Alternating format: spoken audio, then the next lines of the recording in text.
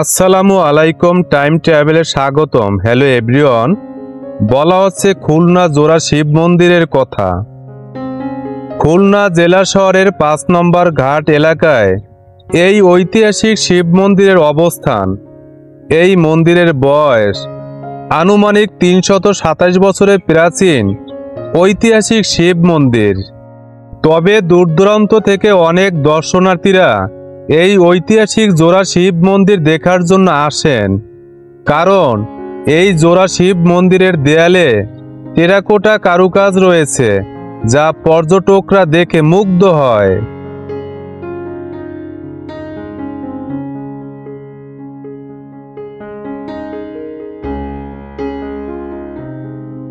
কত সুন্দর টেরাকোটার কারুকাজ সেই মুঘল আমলের কথা স্মরণ করিয়ে দেয়। তবে এই শিব মন্দির হিন্দু ধর্মের যারা অনুসারীরা রয়েছেন তাদের একটি পবিত্র স্থান, তাই তো এত সুন্দরভাবে নির্মাণ করেছে যা দর্শনার্থীদের মুগ্ধ করে।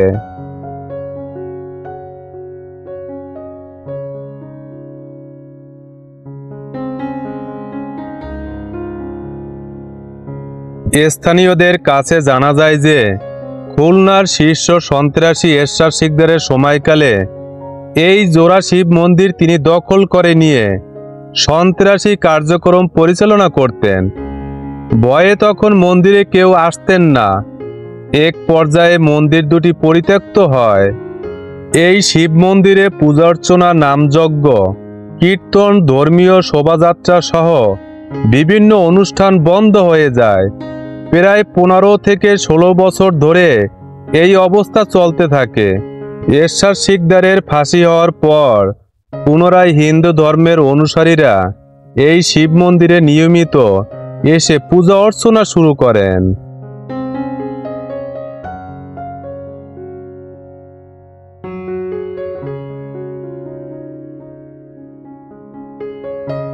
(১৭০৪ সালে দিওয়ান কৃষ্ণ রাম বসু কর্তৃক এই জোড়া শিব মন্দির তৈরি করে দুটি শিব বিগ্রহ স্থাপন করা হয়।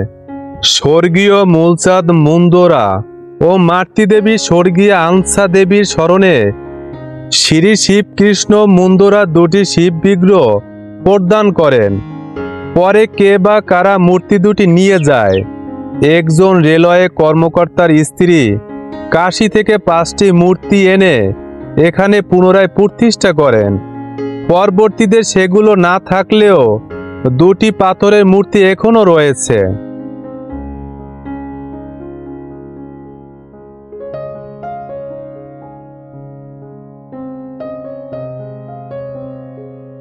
এখানে কালী পূজা, মনসা পূজা, সরস্বতী পূজা ও চৈত্র মাসের শেষ সোমবার পূজা হয়। শিব চতুর্দশীতে শিবের মাথায় জল ঢালা হয়। দেশি বিদেশি প্রচুর পর্যটক পুণ্যার্থী পূজার সময় আসেন এবং আনন্দ উপভোগ করেন। প্রতিদিনই ভক্ত দর্শনার্থীরা দূর দূরান্ত থেকে এখানে আসেন। শিব চতুর্দশীতে মন্দিরে ধুমধাম করে পূজার্চনা আয়োজন করা হয়।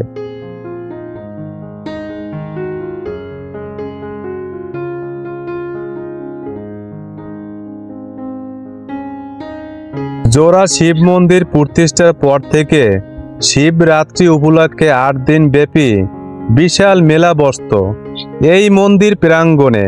কিন্তু ১৯৬৪ সালে হিন্দু মুসলিম দাঙ্গার পর থেকে মেলার আয়োজন বন্ধ হয়ে যায় এবং দুটি মন্দিরই দীর্ঘদিন পরিত্যক্ত অবস্থায় পড়ে থাকে। এখানে একটি বটগাছ দেখা যায়, তবে একটি নয়, দুটি বটগাছ রয়েছে। এই জোড়া বটগাছটির বয়স প্রায় ৫০০ বছরের প্রাচীন এক ঐতিহাসিক বটগাছ। কথিত আছে এক সময় জাঁকজমকপূর্ণ অনুষ্ঠানের মাধ্যমে বটগাছ দুটিকে বিবাহ দেওয়া হয়। আজ কালের বিবর্তনে দুটি বটগাছ একটি বটগাছে রূপান্তরিত হয়েছে। দেখে বোঝার কোনো উপায় নেই যে এখানে কোনো এক সময় দুইটি বটগাছ রোপণ করা হয়েছিল। এই বটগাছ দুটি সম্পর্কে হয় একে অপরের স্বামী স্ত্রী। শিব মন্দিরে যারা হিন্দু ধর্মের অনুসারীরা আসেন তারা মনে করেন এই বটগাছে বিভিন্ন রঙের পলিথিন বেঁধে রাখলে মনের বাসনা পূরণ হয়। এমনকি টাকা পয়সা মানত করে যায়, তারা মনে করে ভক্তিতে মুক্তি মেলে।